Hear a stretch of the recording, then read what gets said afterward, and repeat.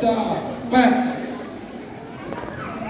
Suami baik hati yang tidak ngerti ilmu tentang cinta sangat ingin menjadi solusi, langsung ngomong sambil tetap pegang HP, ngelirik sebentar terus bilang, sabar ya Bu ya, insya Allah bulan depan kita cari pembantu, oke?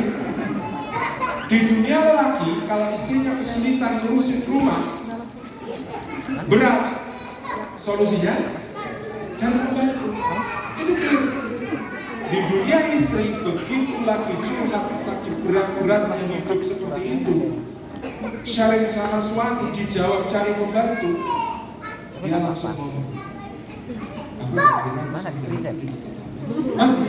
kata suami, maksudnya gimana? Aku itu dipilihin sama bapak. IPK itu, sampai IPK siapa itu? Nyaris sempat. Aku belum.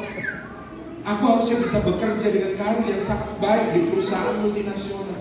Tapi aku tinggalin semua itu untuk berkhidmat kepada kamu di rumah ini, menjadi istri. Ternyata yang mengerjakan semuanya di matamu tidak lebih daripada kerjaan seorang pembantu. Sakit. Suaminya tapi nggak ngerti. Bisa. Kok sampai ke sana? Ya memang sampai. Karena begini yang begitu, makanya suami-suami kadang-kadang, Ustaz, tolong Ustaz, istri saya itu kalau marah jadi histeris. Histeris maksudnya bukan Ustaz, histeris. Maksudnya dia itu kalau marah karena saya salah dalam satu hal di saat itu dia marahnya sambil menyebut semua kesalahan saya sejak awal pernikahan. Plus tanggalnya, jamnya, ingat semua dia. Semuanya. Jadi memahami titik-titik seperti ini membuat kita tahu, oh ini masih baik-baik saja. Memang reaksi dia kayak gitu. Sehingga kita kemudian bisa menjadi sosok yang mencoba.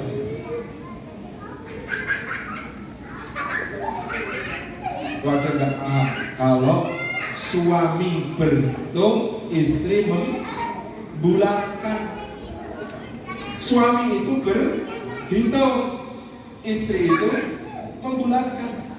Suami itu gini, kalau aku sudah temenin kamu sekian waktu, ngantar kamu ke acara ini gini, boleh dong aku punya waktu untuk diriku sendiri, mau ngopi sama teman-teman kita. Tapi aku berhitung. Perempuan membulatkan, engkau mencintaiku, kita harus bersama sekarang dan selamanya. Suami berhitung Pak, tapi karena suami berhitung, ibu-ibu harus paham. Setiap seorang suami pulang dari hobinya, dia membawa cinta yang tumpah ruah untuk keluarga. Jadi kenapa suami itu penting punya hobi? Curigalah kalau suami Anda tidak punya hobi. Enggak. Maksudnya, kenapa penting punya hobi buat suami? Kalau dulu kan, zaman dulu yang namanya hobi itu julah ya, laki-laki itu berburu, meramu, zaman berburu, berkuda, mana sekarang diganti naik sepeda, mancing kan.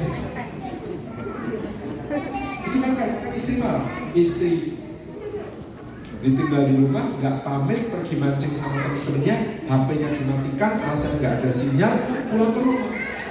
Itu padahal setiap suami pulang ke rumah dari hobi, dia mikirnya gini, aku baru saja ngabisin waktu untuk diriku sendiri. Habis ini aku akan penuhi semua permintaan istriku dan anakku. Aku akan melakukan segala itu untuk kebahagiaan mereka. Itu kan mikirnya ketika pulang. Tapi karena perginya nggak pamit, nggak ngasih kabar kalau pulang telat, istri bukain pintu.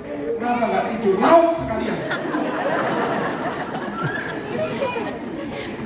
Tapi suami harus tahu, semua istri yang membanting pintu, mengusir suaminya pergi, sebenarnya istri yang semacam itu berdiri di balik pintu untuk menanti pintu diketuk lagi. Rumit kan? Rumit. Karena kalau Anda pergi beneran, dia sedih, nangis beneran. Tapi kalau Anda ketuk lagi, ya bukain dong, ini bawa ikan bawal loh.